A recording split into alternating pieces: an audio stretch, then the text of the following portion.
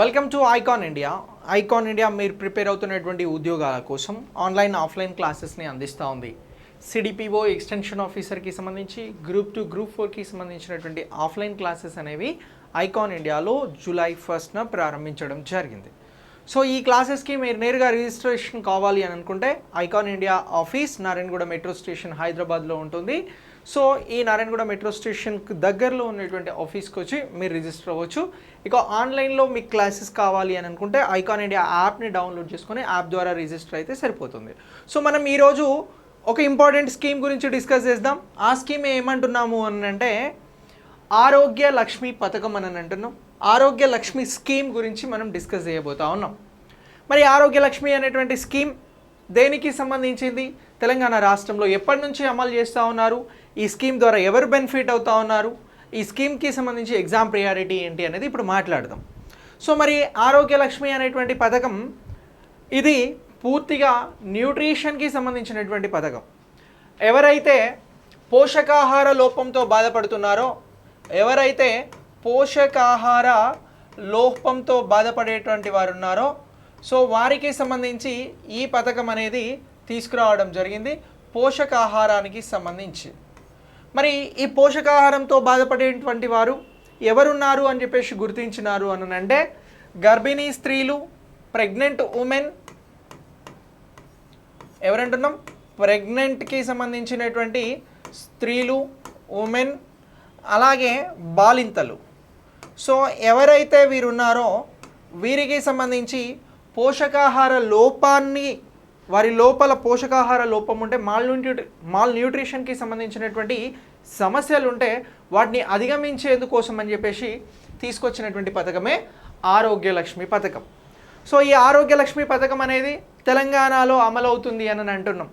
మరి ఈ ఆరోగ్య లక్ష్మి పథకానికి సంబంధించి మాట్లాడేటప్పుడు మనం మరొక అంశాన్ని కూడా డిస్కస్ చేయాల్సి ఉంటుంది. అదే ఏంటి అని అంటే ఐసిడిఎస్ ఇంటిగ్రేటెడ్ చైల్డ్ డెవలప్మెంట్ స్కీమ్కి సంబంధించి ఐసిడిఎస్ అనేది భారతదేశంలో 1975లో రాయడం జరిగింది. దీని ద్వారా ఇదే ఎవరైతే బెనిఫిషియరీస్ మహిళలు కానీ, గర్భిణీలు కానీ, అలాగే బాలింతలు కానీ ఎవరైతే ఉన్నారో వారికి సంబంధించి ఆల్రెడీ ఈ స్కీమ్ అమలవుతూ ఉండే.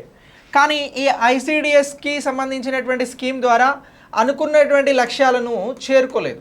ఏంటి అనుకున్నటువంటి లక్ష్యాలను సాధించడంలో విఫలం కావడం జరిగింది. అందుకు గాను ఆ స్కీమ్తో సంబంధం లేకుండా ప్రత్యేకంగా రాష్ట్ర ప్రభుత్వం ఆరోగ్య లక్ష్మి అనేటువంటి పథకాన్ని తీసుకొచ్చింది అని అంటున్నాం. సో మరి ఈ ఆరోగ్య లక్ష్మి పథకానికి సంబంధించి ఇది యునైటెడ్ నేషన్ ప్రపంచంలో ఉన్నటువంటి ఐక్యరాజ్య సమితికి సంబంధించి యునైటెడ్ నేషన్స్కి సంబంధించినటువంటి గైడ్లైన్స్ ఆధారంగా ఉంది అని చెప్పేసి కూడా దీన్ని గుర్తించడం జరుగుతూ ఉంది. ఐక్యరాజ్య సమితికి సంబంధించి ఐక్యరాజ్య సమితి అనుబంధ సంస్థ అయినటువంటి వరల్డ్ హెల్త్ ఆర్గనైజేషన్, ఫుడ్ అగ్రికల్చర్కి సంబంధించినటువంటి ఆర్గనైజేషన్ ఇస్తున్నటువంటి నిబంధనలకు అనుగుణంగా ఈ ఆరోగ్య లక్ష్మి పథకం అనేది తెలంగాణలో అమలవుతుంది. సో ఇది దీనికి సంబంధించిన నేపథ్యం. సో ఈ స్కీమ్ని ఎందుకు తీసుకొస్తున్నాము అని అంటే ఎవరైతే రాష్ట్రంలో రక్తహీనతతో బాధపడుతూ ఉన్నారో, ఎవరు అని అంటున్నాం రక్తహీనతతో బాధపడుతున్నటువంటి మహిళలకి న్యూట్రిషన్ అందించడానికి, పోషకాహారాన్ని అందించడానికి ఆరోగ్య లక్ష్మి అనేటువంటి పథకం రావడం జరిగింది అని అంటున్నాం. సో మరి రక్తహీనత అంటే ఏంటి అని అంటే మనిషి శరీరంలో ఉండాల్సిన దానికంటే తక్కువ రక్తం ఉంటే దాన్ని రక్తహీనత అని అంటున్నాం. ఈ రక్తహీనత వలన ఏం జరుగుతుంది అని అంటే ఎవరైతే జన్మనిచ్చేటువంటి తల్లులు, అలాగే శిశువులు చనిపోతూ ఉన్నారు. సో ఏమంటున్నాం, సో మెటర్నిటీ మోర్టాలిటీ రేట్ అని చెప్పేసి అంటున్నాం, ఎంఎంఆర్ అని అంటున్నాం, అలాగే ఇన్ఫాంట్ మోర్టాలిటీ రేట్ అని చెప్పేసి అంటున్నాం. ఈ రెండింటి కారణంగా కూడా ప్రసవించినటువంటి స్త్రీలు, శిశువులు చనిపోతూ ఉన్నారు. కాబట్టి దీనికి ప్రధాన కారణం పోషకాహారం అని చెప్పేసి గుర్తించారు. కాబట్టి పోషకాహారాన్ని తెలంగాణ రాష్ట్రంలో ఉన్నటువంటి గర్భిణీ స్త్రీలకి, బాలింతలకి అందించాలి అనేటువంటి ఉద్దేశంతో ఈ పథకాన్ని తీసుకురావడం జరిగింది. అదే ఆరోగ్య లక్ష్మి పథకం. ఈ పథకం ద్వారా ప్రధాన ఉద్దేశం ఏంది అని అంటే ఈ పథకానికి సంబంధించి తల్లి బిడ్డలకి పౌష్టికాహారం అనేది ఈ పథకానికి సంబంధించినటువంటి ప్రధాన ఉద్దేశం అని అంటున్నాం. మాతా శిశువులకి సంబంధించి పౌష్టికాహారం అందించడం అనేది ఈ పథకం ముఖ్య ఉద్దేశం అని అంటున్నాం. ఈ పథకం రకం అని చెప్పేసి చెప్పడం జరుగుతూ ఉంది.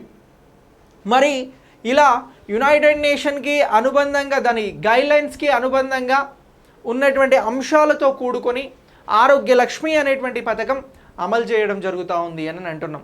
ఈ పథకం ద్వారా పోషకాహారాన్ని అందించడం దీని ప్రధాన ఉద్దేశం అని చెప్పేసి చెప్తా ఉన్నాం. శిశు మరణాలను అలాగే ఈ ఎవరైతే తల్లులకి సంబంధించి బాలింతలకి సంబంధించి జరుగుతున్నటువంటి మరణాలు ఉన్నాయో వాటిని నిలువరించేందుకు ఈ పథకం వచ్చింది అని అంటున్నాం.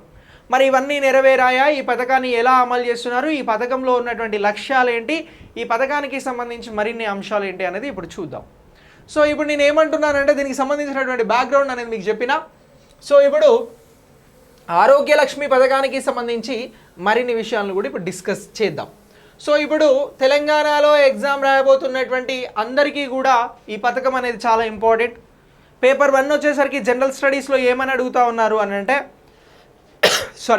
తెలంగాణ పాలసీస్ అని చెప్పేసి అడుగుతూ ఉన్నారు, తెలంగాణ పథకాలు అని చెప్పేసి అడుగుతూ ఉన్నారు. ఇక పేపర్ 2 వచ్చి సిడిపిఓ ఎక్స్టెన్షన్ ఆఫీసర్ ఎగ్జామ్ రాసేటువంటి వారికి అత్యంత కీలకం. అందులో కూడా పథకాలను గురించి అడగడం జరుగుతూ ఉంది. ఎస్పెషల్లీ ఇది న్యూట్రిషన్ గురించి మాట్లాడుతున్నటువంటి పథకం కాబట్టి చాలా చాలా ఇంపార్టెంట్. సో ఆరోగ్య లక్ష్మి పథకం, ఈ పథకం అనేది తెలంగాణ రాష్ట్రం ఏర్పడే కంటే ముందు ప్రయోగాత్మకంగా జనవరి 1, 2013లో ప్రారంభించడం జరిగింది. ఎప్పుడు ప్రారంభించారు అని అంటున్నాం?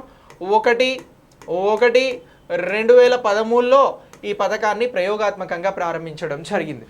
సో మరి ప్రయోగాత్మకంగా ప్రారంభించినటువంటి ఈ పథకం తెలంగాణ రాష్ట్రం ఏర్పడిన తర్వాత పూర్తిగా దీన్ని అమలు చేయడం జరిగింది. ఎప్పటి నుంచి అని అంటే 1 జనవరి 2015 నుంచి ఆరోగ్య లక్ష్మి అనేటువంటి పథకాన్ని తెలంగాణ రాష్ట్ర ప్రభుత్వం అమలు చేస్తూ ఉంది అని అంటున్నాం.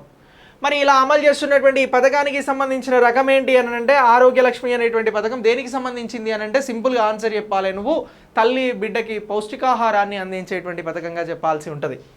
సో ఇలా ఈ ఆరోగ్య లక్ష్మికి సంబంధించినటువంటి పథకం రాష్ట్ర పథకంగా ప్రస్తుతం కొనసాగుతూ ఉంది తెలంగాణలో.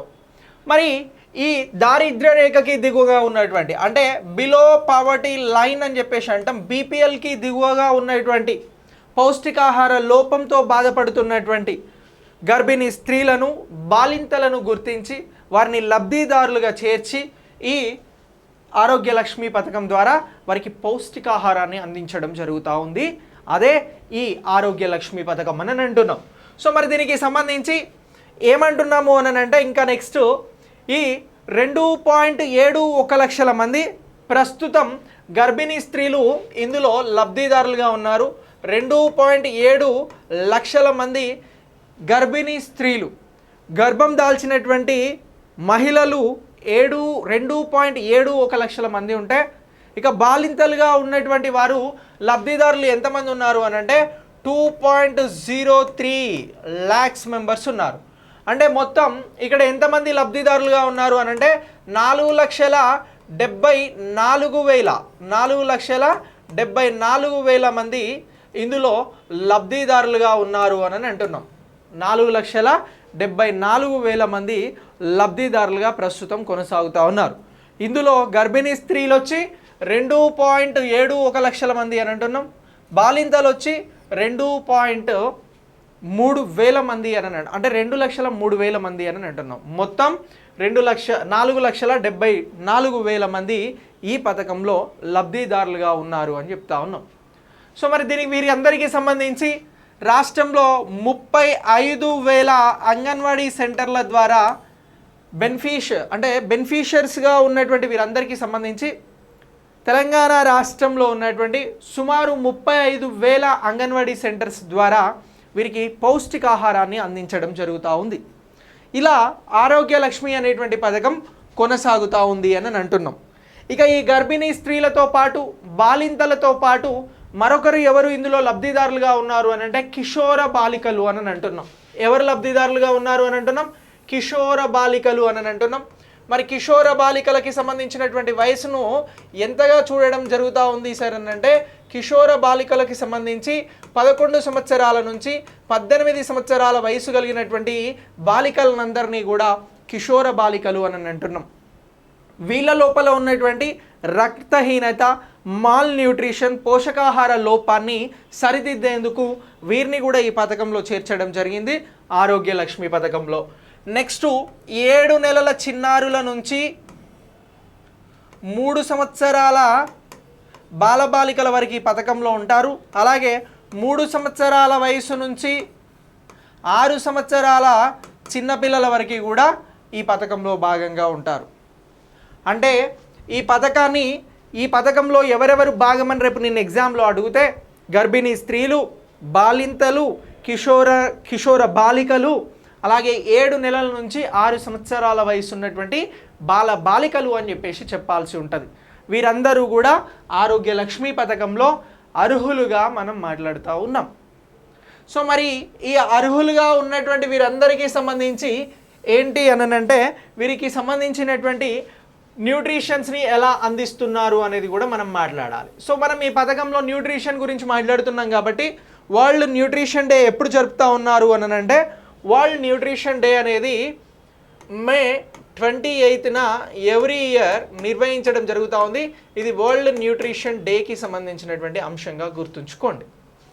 సో ఇక నెక్స్ట్ ఇప్పుడు ఎవరైతే లబ్ధిదారులు ఉన్నారు అని అన్నామో అందులో ముఖ్యంగా గర్భిణీ స్త్రీలకి సంబంధించి, బాలింతలకి సంబంధించి ఒక రోజుకు ఒక పూట భోజనం అనేది అందించడం జరుగుతూ ఉంది. సో ఈ భోజనంలో లీఫ్ వెరైటీస్తో న్యూట్రిషన్స్ ఉండేలాగా ఏదైతే సెంటర్స్ ఉంటాయో అదే సెంటర్స్ దగ్గరికి వెళ్ళి ఆ న్యూట్రిషన్ ఫుడ్ని తీసుకోవాల్సి ఉంటుంది ఆరోగ్య లక్ష్మి పథకంలో భాగంగా. ఎవరు అనంటే గర్భిణీ స్త్రీలు కానీ అలాగే వారితో పాటు ఉన్నటువంటి బాలింతలు కానీ ఈ ఒక రోజుకి ఒక పూట భోజనం అనేది ఈ సెంటర్స్ దగ్గర అందించడం జరుగుతూ ఉంది ఆరోగ్య లక్ష్మి పథకంలో భాగంగా. ఇక నెక్స్ట్ గర్భిణీలకి ఇంతకుముందు 16 గుడ్లని ఇచ్చేవారు. ఎగ్స్ని ఎన్ని ఇచ్చేవారు అంటే 16 ఇచ్చేవారు. ఇటీవల దీన్ని 30కి పెంచడం జరిగింది. అంటే ఎవరైతే లబ్ధిదారులు ఉన్నారో వారికి మొత్తం 30 ఎగ్స్ని అందించడం జరుగుతూ ఉంది. ఇక దీంతో పాటు వీరికి 25 రోజుల పాటు మిల్క్ని అందించడం జరుగుతూ ఉంది. ఏమంటున్నాం? మిల్క్ని కూడా అందిస్తూ ఉన్నారు 25 రోజుల పాటు 200 ml చొప్పున, 200 మిల్లీలీటర్ల చొప్పున పాలను కూడా గర్భిణీ స్త్రీలకి అలాగే బాలింతలకి అందించడం జరుగుతూ ఉంది ఈ ఆరోగ్య లక్ష్మి పథకంలో భాగంగా. గర్భిణీ స్త్రీలు అలాగే బాలింతలు ఆరోగ్య లక్ష్మి పథకంలో భాగంగా వేటిని లబ్ధిగా పొందుతూ ఉన్నారు అని అంటే 25 రోజుల పాటు రోజుకు ఒక పూట భోజనాన్ని తీసుకుంటా ఉన్నారు. అలాగే 30 ఎగ్స్ని తీసుకుంటా ఉన్నారు. అలాగే 25 రోజుల పాటు 200 మిల్లీలీటర్ల చొప్పున పాలను తీసుకుంటా ఉన్నారు. ఎవరు అనంటే ఈ పథకంలో అర్హులైనటువంటి గర్భిణీలు, బాలింతలు అని చెప్పేసి అంటా ఉన్నాం. సో నెక్స్ట్ కిషోర బాలికలు మరి ఏమేం లబ్ధి పొందుతూ ఉన్నారు ఈ పథకంలో అనంటే, సో ఈ పథకంలో కిషోర బాలికలు ఏమేం పొందుతూ ఉన్నారు అనంటే ఇందులో వీరికి 16 ఎగ్స్ని ఇవ్వడం జరుగుతూ ఉంది. రక్తహీనతతో బాధపడుతున్నటువంటి కిషోర బాలికలకి సంబంధించి ఈ పథకంలో గుర్తింపు పొందినటువంటి వారికి 16 ఎగ్స్ని ఇస్తూ ఉన్నారు. దీంతోపాటు బియ్యం, కందిపప్పు, మంచి నూనె అలాగే ఐరస్, ఫోలిక్ యాసిడ్ టాబ్లెట్లని కూడా అందిస్తూ ఉన్నారు రక్తహీనతను అధిగమించేందుకు. ఓకేనా? సో ఇక నెక్స్ట్ 6 నెలల వయసు నుంచి 6 ఏళ్ల వయసు ఉన్నటువంటి వారికి, అంటే 7 నెలల నుంచి 6 ఏళ్ల వయసు ఉన్నటువంటి వారికి సంబంధించి 2.5 కిలోల బాలామృతాన్ని అందించడం జరుగుతూ ఉంది పిల్లలకి. దీన్ని ఎవరు సప్లై చేస్తున్నారు అని అంటే తెలంగాణ ఫుడ్ కార్పొరేషన్ సరఫరా చేసేటువంటి విటమినైజ్డ్ స్నాక్స్కి సంబంధించి ఈ బాలామృతాన్ని పిల్లల కోసం అందించడం జరుగుతూ ఉంది. ఇక నెక్స్ట్ ప్రతి నెల 6 నెలల నుంచి 3 ఏళ్ల వయసు ఉన్నటువంటి బాలబాలికలకి 16 ఎగ్స్ని ఇస్తూ ఉన్నారు. అలాగే 3 నుంచి 6 ఏళ్ల వయసు ఉన్నటువంటి వారికి 30 ఎగ్స్ని అందించడం జరుగుతూ ఉంది. మనం 7 మంత్స్ నుంచి 3 ఇయర్స్ ఉన్నటువంటి వారిని ఒక కేటగిరీగా విభజించిన బాలబాలికలకి, వీరికి 16 ఎగ్స్ ఇస్తూ ఉన్నారు. ఇక నెక్స్ట్ ఈ 3 నుంచి 6 ఇయర్స్ ఏజ్ ఉన్నటువంటి వారికి 30 ఎగ్స్ని అందించడం జరుగుతూ ఉంది అని అంటున్నాం.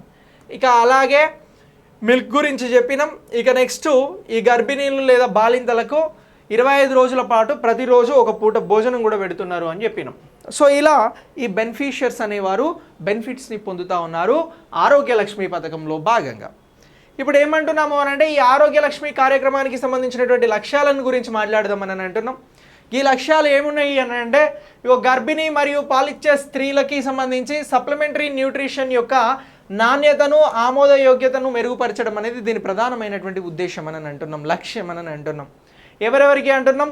గర్భిణీలకి, ప్రెగ్నెంట్ ఉమెన్కి కానీ, బాలింతలకి కానీ, పాలిచ్చేటువంటి తల్లులకి కానీ ఏదైతే న్యూట్రిషన్కి సంబంధించినటువంటి సప్లిమెంటరీ న్యూట్రిషన్ని పెంపొందించడం ఈ ప్రధానమైనటువంటి బాధ్యతగా చెప్తా ఉన్నాం. ఇక నెక్స్ట్ ఆహారానికి సంబంధించి గర్భిణీ పాలిచ్చే స్త్రీలకి దీని సరఫరాను తీసుకునేలాగా నిర్ధారించడం కూడా దీని లక్ష్యంగా చెప్తా ఉన్నాం. ఇక గర్భిణీలు మరియు పాలిచ్చే స్త్రీలకి సంబంధించి 90+ ఐఫా టాబ్లెట్లను వినియోగించేలా చూడాలి అని చెప్తా ఉన్నాం. ఇక అంగన్వాడీ కేంద్రాల్లో తల్లులకి సంబంధించినటువంటి నమోదు మెరుగు కావాలి అని చెప్పేసి కూడా దీని లక్ష్యంలో భాగంగా చూడడం జరుగుతూ ఉంది. ఇక రక్తహీనతతో, పోషకాహార లోపంతో ఉన్నటువంటి గర్భిణీలకు కానీ పాలిచ్చే స్త్రీల సంఖ్యను తొలగించడం లేదా తగ్గించడానికి సంబంధించి కూడా ఇక్కడ ప్రధానమైనటువంటి లక్ష్యంగా చెప్తా ఉన్నాం. ఇక నెక్స్ట్ తక్కువ జనన శిశువులకి సంబంధించిన అంశాలలో పిల్లలకి సంబంధించిన పోషకాహార లోపాన్ని తగ్గించడం కూడా మరొక అంశంగా చెప్తా ఉన్నాం. ఇక గర్భిణీలు, పాలిచ్చే స్త్రీలకి సంబంధించి ఆరోగ్య పరీక్షలు, ఇమ్యునైజేషన్ పొందేలా చూడడం కూడా ఆరోగ్యలక్ష్మి పథకంలో భాగంగా ఉంది అని అంటున్నాం. ఇక నెక్స్ట్ శిశు మరణాలు, ప్రసూతి మరణాలకి సంబంధించినటువంటి సంభావ్యతని తగ్గించడం కూడా దీనికి సంబంధించినటువంటి ప్రధాన ఉద్దేశంగా మనం ఇక్కడ చూడడం జరుగుతూ ఉంది. సో ఇవన్నీ కూడా ఈ ఆరోగ్యలక్ష్మికి సంబంధించినటువంటి లక్ష్యాలు. వారికి సరైన ఫుడ్ ఉండాలి, సరైన మెడిసిన్ అందాలి, అలాగే వారికి టైం టు టైం మెడిసిన్స్తో పాటు ఫుడ్లో కూడా నాణ్యతను చూపెట్టాలి. ఇవన్నీ కూడా లక్ష్యాలు అని అంటున్నాం.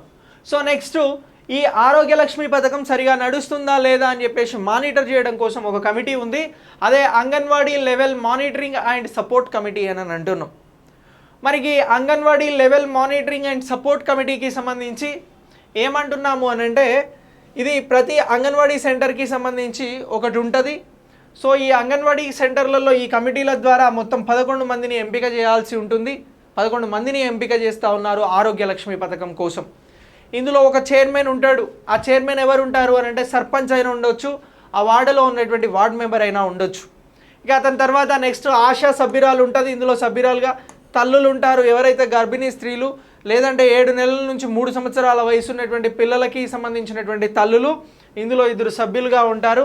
నెక్స్ట్ ఇక సమాజం నుంచి ఒక సైన్స్ టీచర్, రిటైర్డ్ ప్రభుత్వ అధికారి, ఫ్రీ స్కూల్ పిల్లల తల్లిదండ్రులు, ఇలా 3 సభ్యులను ఎంపిక చేయడం జరుగుతూ ఉంది. నెక్స్ట్ ఇంకా ఏమంటున్నాము అని అంటే ఈ ప్రోగ్రామ్కి సంబంధించి సఖీ కౌమర దశకి సంబంధించినటువంటి అంటే మనం కిషోర బాలికలు అన్నాం కదా, ఆ బాలికలకు సంబంధించి ఒక అమ్మాయిని ఇందులో సభ్యురాలుగా చేర్చడం జరుగుతూ ఉంది. ఇక 2 గ్రామ సంస్థ నుంచి గ్రామ ప్రతినిధులు సభ్యులుగా ఉంటారు. నెక్స్ట్ అంగన్వాడీ కార్యకర్త కూడా ఇందులో సభ్యునిగా ఉంటారు అని చెప్పేసి మనం గుర్తించాలి. మరి ఈ కమిటీ బాధ్యత ఏంటి అని అంటే నెలకోసారి మొదటి పోషక ఆహార ఆరోగ్య దినోత్సవాన్ని నిర్వహించాల్సి ఉంటుంది. ఈ సమావేశం నాడు పూర్తి భోజన కార్యక్రమం పైన అవగాహన కల్పించాల్సి ఉంటుంది. ఇక అంగన్వాడీ సెంటర్లకు వచ్చేటువంటి బియ్యం, పప్పు, ఉప్పు, నూనె, గుడ్లు, పాలు, కూరగాయలు మొదలైనవి ఏవైతే ఉంటాయో వీటికి సంబంధించినటువంటి డిమాండ్ సరఫరాను నిర్ధారించాల్సి ఉంటుంది ఈ కమిటీ. అలాగే కేంద్ర సేకరణ అందుబాటులో లేనిటువంటి పాల విక్రయదారులను, శీతలీకరణ కేంద్రాలను గుర్తించాల్సి ఉంటుంది. నెక్స్ట్ అర్హులైనటువంటి లబ్ధిదారులను ఈ అంగన్వాడీ సెంటర్స్కి సంబంధించి సమీకరించాల్సి ఉంటుంది అని చెప్పేసి అంటా ఉన్నాం. ఇదంతా కమిటీకి సంబంధించిన సభ్యులు చేసేటువంటి అంశం. ఇక నెక్స్ట్ ఇందులో ఏ లబ్ధిదారుడు కూడా భోజనాన్ని ఇంటికి తీసుకువెళ్ళొద్దు. అంటే గర్భిణీ స్త్రీ కానీ, బాలింత కానీ, కిషోర బాలిక కానీ, చిన్న బాలుడు కానీ వాళ్ళకి ఏమైనా ఫుడ్ పెడితే అది అక్కడే తినాల్సి ఉంటుంది. ఇక నెక్స్ట్ స్పాట్ ఫీడింగ్ యొక్క మెనూను మరియు సహాయాన్ని పరిష్కరించడంలో ఈ కమిటీ అనేది కృషి చేస్తుంది అని అంటున్నాం. ఇక కార్యక్రమానికి హాజరు, నాణ్యత, పరిశుభ్రత, ఇతర అంశాలను కూడా ఇది నిర్ధారిస్తుంది. ఇక ఖాతాల సమన్వయం, అంగన్వాడీ కేంద్రాల హాజరు, రిజిస్టర్ ధృవీకరించాల్సినటువంటి బాధ్యత కూడా కమిటీకే ఉంటుంది. సో అలా కమిటీ అనేది అత్యంత ప్రాధాన్యతతో కూడుకున్నటువంటిది. ఓకేనా? సో దీన్నే monitoring and support level committee అని అంటున్నాం. ఇక నెక్స్ట్, ప్రభుత్వం మరి ఈ పథకం కోసం ఎంత బడ్జెట్ని కేటాయిస్తూ ఉంది? సో 2015 నుంచి బడ్జెట్ కేటాయింపులు ఎలా ఉన్నాయి ఈ పథకానికి సంబంధించి అని అంటే 2015-16 బడ్జెట్లో ఎంత అంటే 327.69 కోట్ల రూపాయలని కేటాయించడం జరిగింది ఈ పథకం.